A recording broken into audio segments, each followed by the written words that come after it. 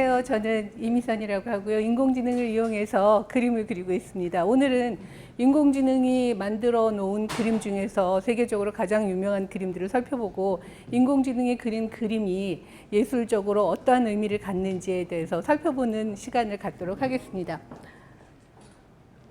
요거는 여러분 많이 아실 겁니다. 앨런 제이슨의 스페이스 오페라 하우스인데 이게 2022년에 콜로라도 박람회에서 1등상을 받아서 세계적으로 화제가 되었던 작품입니다. 그리고 요거는 에드먼드 벨람이라고 하는 것인데요. 이게 작품을 13,000개의 작품을 15,000개의 작품을 분석을 한 다음에 그 분석 데이터를 가지고 생성해낸 작품입니다. 이게 어떤 의미를 가지고 있냐면은 인공지능 작품 중에서 세계 최초로 크리스티에서 낙찰이 된 작품입니다. 그 당시에 앤디 워홀이나 로이 리텐슈타인 같은 사람들이 그때 참가한 그 작품들 2개를 합친 낙찰가보다 거의 2배의 가격으로 낙찰이 돼서 예술계에 큰 충격을 주었었습니다. 그리고 이것은 래픽 아나돌이라고 하는 작품인데요. 뉴욕 현대미술관에 있는 13만 개의 작품을 분석을 해갖고 만든 건데 그 작품에 관람객의 동선이라든지 조명이라든지 날씨, 빛, 소리 이런 것들을 다 활용해서 지속적으로 이게 바뀌는 그림입니다. 그리고 이것이 지금 뉴욕 현대미술관에서 가장 인기가 있는 그런 작품이라고 볼 수가 있습니다. 이런 작품을 보시면, 인공지능 작품을 보시면 아마 그런 생각을 하실 거예요. 아니, 사람이 붓터치 한 번도 안 했는데 저게 무슨 예술작품이야? 이런 생각도 하시고요. 그럼 예술가는 도대체 뭐 하는 사람이야?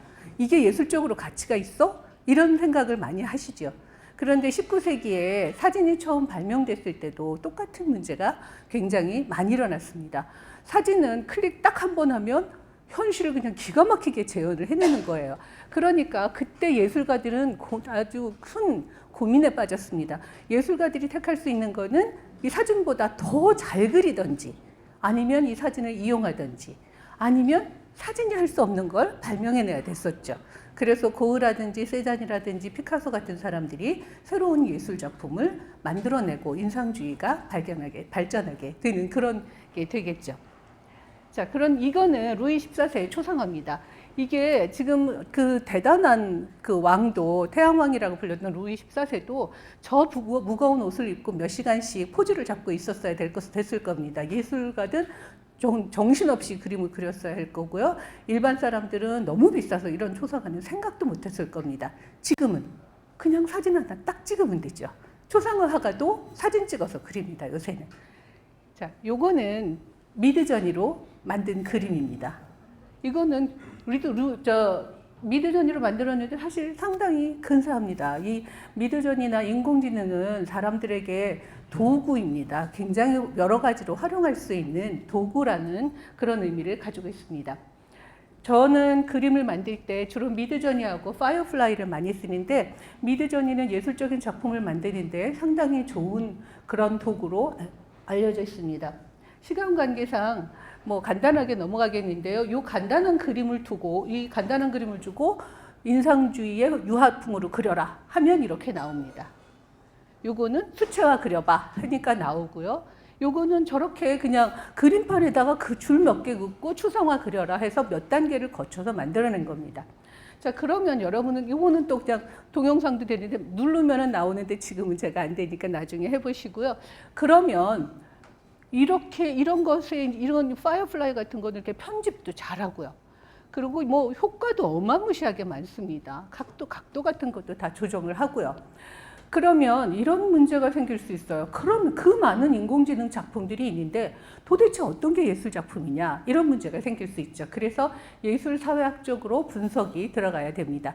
그래서 이 예술가가 어떤 의도를 가지고 이 작품을 만들었는지 예술가의 선택이라든지 아니면 미술관, 박물관 또는 컨테스트 같은 데서 인정을 받았는지 아니면 엄청나게 비싼 값에 팔려서 가치가 인정이 되든지 이런 식으로 예술사회학적으로 인정을 받아야지만 인공지능 작품이라고 부를 수가 있습니다.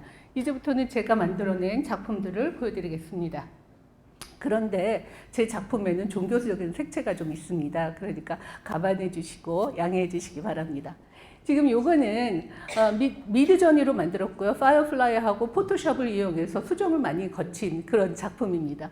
그래서 지금 보시면은 이게 지금 물은 생명을 상징하는 그런 생명수를 상징하는 거고요.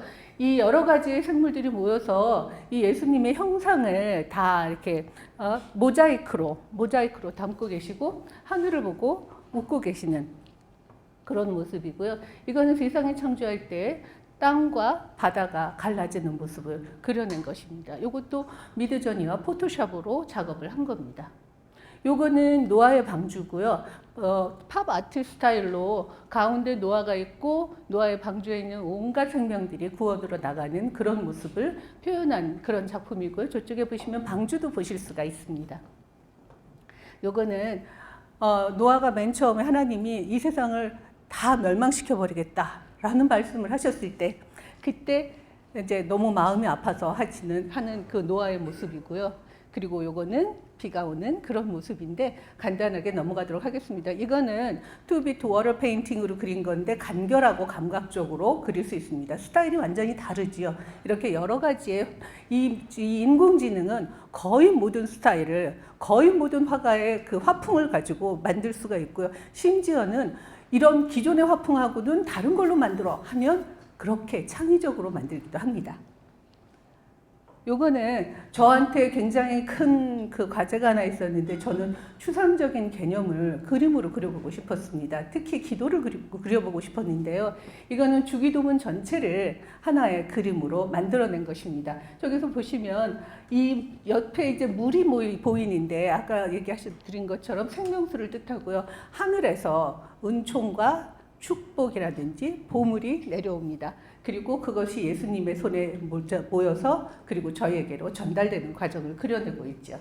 요거는 그 주기도문의 첫 번째 장면인데 하늘에 계신 우리 아버지라는 장품인데 이게 지금 하늘이 열리고 있는 거고요. 은총이 내리고 있는 장면입니다.